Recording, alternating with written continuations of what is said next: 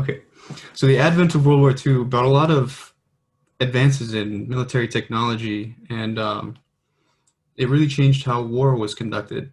But what I'm interested in is how how the guns changed, how firearms and how they were impacted. So guns changed quite a bit, but it wasn't guns really that won the war specifically for anybody.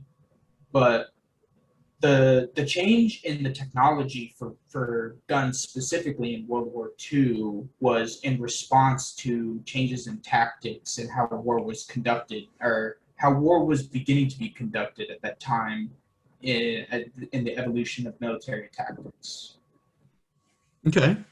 Well, okay. So how have guns changed to meet these changes in warfare? Well, for one, armies realized that they don't need their rifles to have an effective firing range of 800 yards. It's just not a requirement to do battle anymore. Rather, they need guns to be smaller, lighter, and more accurate at short range. And so, one of the mainstays that came out of that came to be out of answering this question as to how can we get guns smaller and lighter is the submachine gun. And the submachine gun is very important because it was invented in the last year of World War One, and they were never effectively used. So in the subsequent years following World War One, that technology was perfected outside of war. And so when World War Two began, there was this new terrifying weapon on the battlefield that essentially put a Gatling gun in every soldier's hands. Rather than having to watch out for an emplaced gun, you could have an entire platoon completely armed with automatic weapons compared to what most militaries used at the time, which was bolt action rifles. Uh, yeah, and definitely these bolt action rifles were a little bit, hard to manage in terms of like ammunition and stuff. So how did that change for submachine guns? So submachine guns have done a couple of things that have changed them, that differentiate themselves uh, greatly from the classic bolt action rifle that was being used by militaries at the time. And that was it used smaller rounds. Pretty much all of the submachine guns used in World War II were 9 by 19 parabellum, which is a pistol round. So very low recoil. So you're able to shoot a lot, like many more of these bullets. On top of the fact that they were automatic weapons, you're able to shoot automatic without pausing to rack a bolt or anything like that. On top of that, these guns, submachine guns, are also magazine fed rather than having an internal magazine. Most, pretty much all bolt action rifles that were used by militaries had a maximum capacity of 5 rounds. And a standard stick magazine could have anywhere from 20 to 30 rounds. It just depends on the size and which gun it is.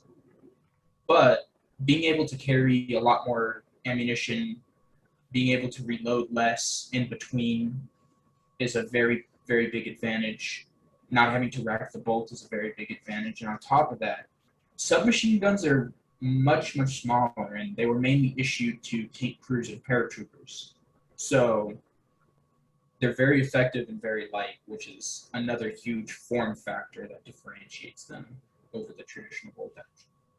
Yeah, and all of those things would definitely change the way we look at military tactics. And there wasn't really trench warfare in World War II, but there was like urban settings, right? Especially when we were sieging Berlin with the Russians. What did they have? What did they use? So the Russians used the PPSH 41. It's shot 9 by 19 parabellum. It's also, I believe, effective at 250 meters. It shoots at 1,000 rounds per minute, which is quite fast compared to the much slower shooting MP40.